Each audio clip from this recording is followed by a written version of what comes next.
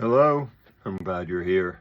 I'm NatsMan, and I'm reading the Bible from the beginning to the end, from Genesis to Revelations.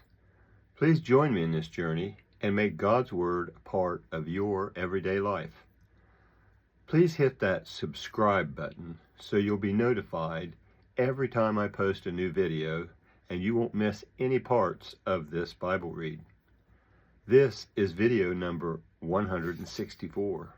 And today we're reading from the book of 2 Chronicles, starting in chapter 24. 2 Chronicles chapter 24. Joash was 7 years old when he began to reign, and he reigned 40 years in Jerusalem. His mother's name was Zibiah of Beersheba.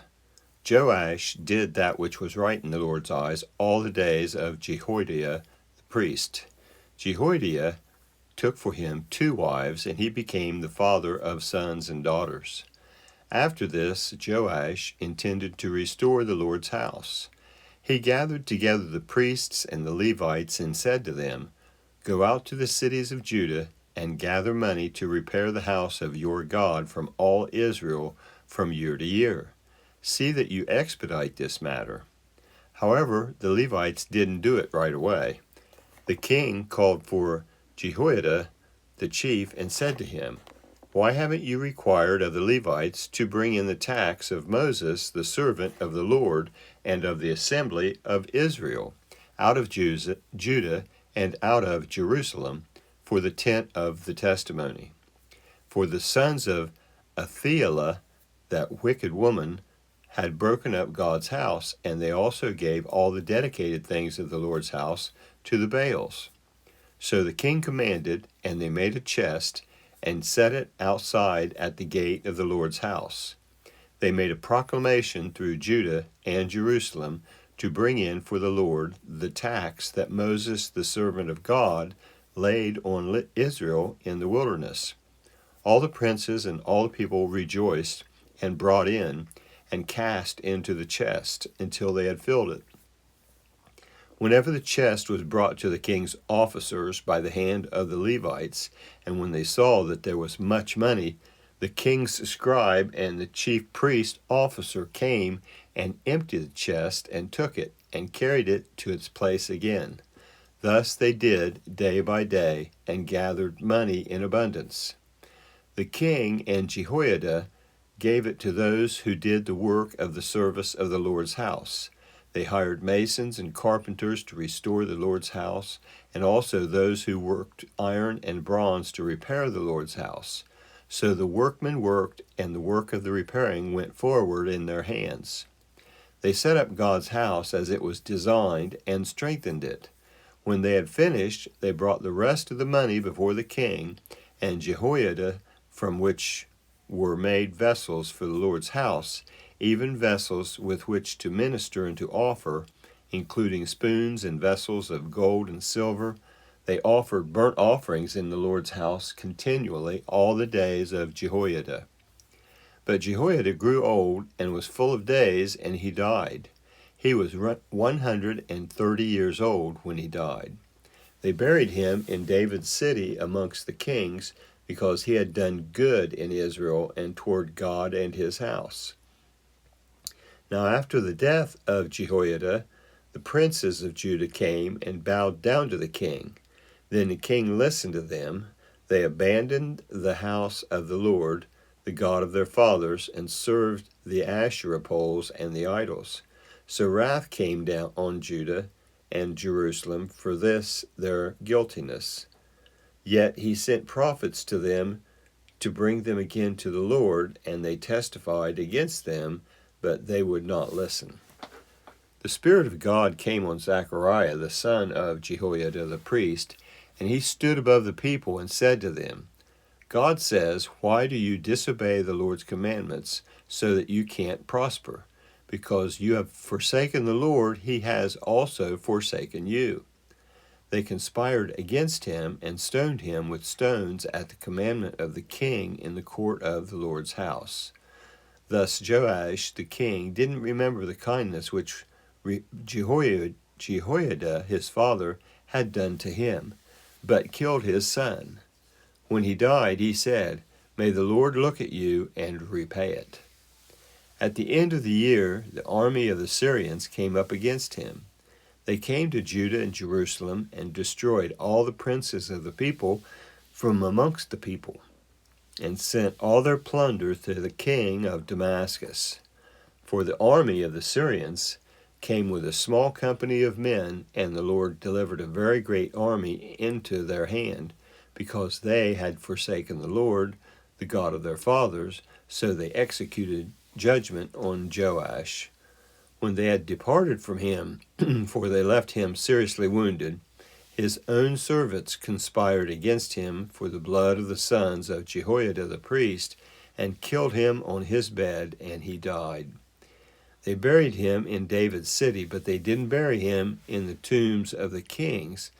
These are those who conspired against him: Zabad, the son of Shemeath, the Amoritist, and Jehozabad, the son of Shimrith, the Moabitist. Now concerning his sons, the greatness of the burden laid on him, and the rebuilding of God's house, behold, they are written in the contemporary of the book of the kings. Amaziah, his son, reigned in his place. That was 2 Chronicles 24, now 25. Amaziah was 25 years old when he began to reign, and he reigned 29 years in Jerusalem. His mother's name was Jehoadan of Jerusalem. He did that which was right in the Lord's eyes, but not with a perfect heart. Now when the kingdom was established to him, he killed his servants who had killed his father the king, but he didn't put their children to death, but did according to that which is written in the law in the book of Moses, as the Lord commanded, saying, "The fathers shall not die for the children, neither shall the children die for the fathers, but every man shall die for his own sin." Moreover, Amaziah gathered Judah together and ordered them according to their father's house, under captains of thousands and captains of hundreds, even all Judah and Benjamin. He counted them from 29 years old and upward, and found that there were 300,000 chosen men able to go to war, who could handle spear and shield. He also hired 100,000 mighty men of valor out of Israel for 100 talents of silver. A man of God came to him, saying, "O king, don't let the army of Israel go with you, for the Lord is not with Israel, with all the children of Ephraim, but if you will go, take action and be strong for the battle. God will overthrow you before the enemy, for God has power to help and to overthrow." Amaziah said to the man of God, "But what shall we do for the 100 talents which I have given to the army of Israel?" The man of God answered, "The Lord is able to give you much more than this." Then Amaziah separated him, the army that had come to him out of Ephraim, to go home again. Therefore their anger was greatly kindled against Judah, and they returned home in fierce anger. Amaziah took courage and led his people out, and went to the valley of Salt, and struck 10,000 of the children of Seir. The children of Judah carried away 10,000 alive, and brought them to the top of the rock, and threw them down on the top of the rock, so that they were all broken in pieces. But the men of the army whom Amaziah sent back, that they should not go with him to battle, he fell on the cities of Judah with Samaria, even to Beth-horon, and struck of them 3,000, and took much plunder. Now after Amaziah had come from the slaughter of the Edomites, he brought the gods of the children of Seir, and set them up to be his gods, and bowed down himself before them, and burnt incense to them. Therefore the God's anger burnt against Amaziah, and he sent to him a prophet who said to him, Why have you sought after the gods of the people, which have not delivered their own people out of your hand? As he talked with him, the king said to him, Have we made you one of the king's counselors? Stop. Why should you be struck down?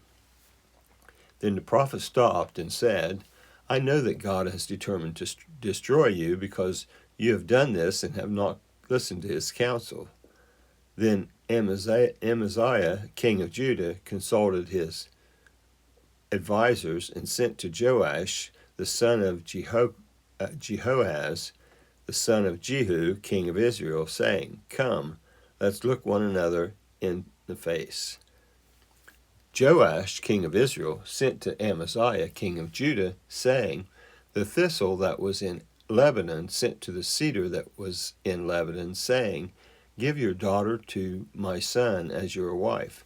Then a wild animal that was in Lebanon passed by and trampled down the thistle.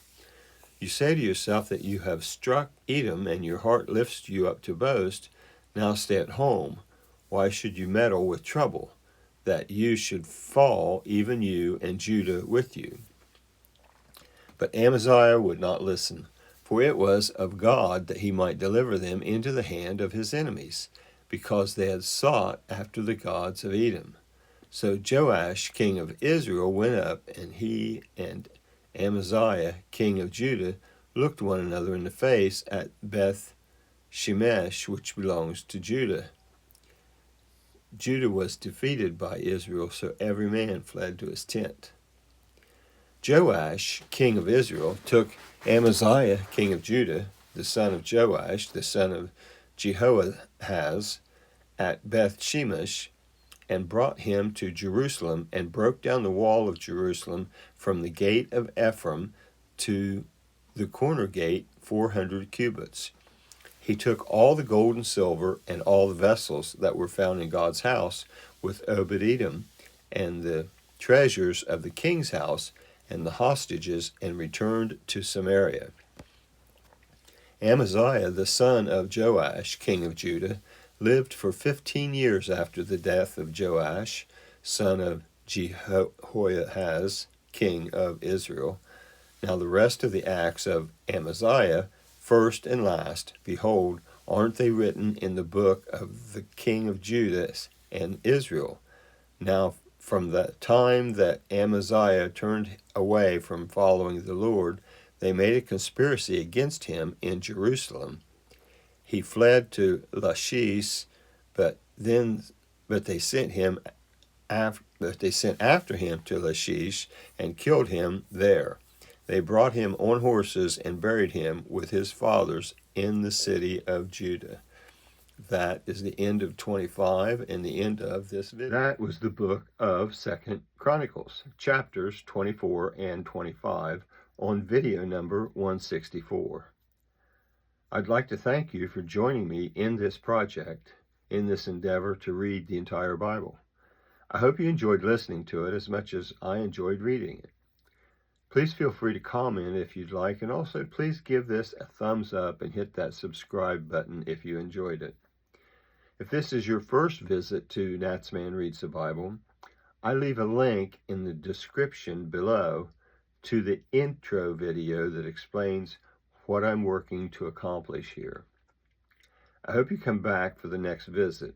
Until then, thank you, and I hope you have a blessed day. I'm NatsMan, and I'm out.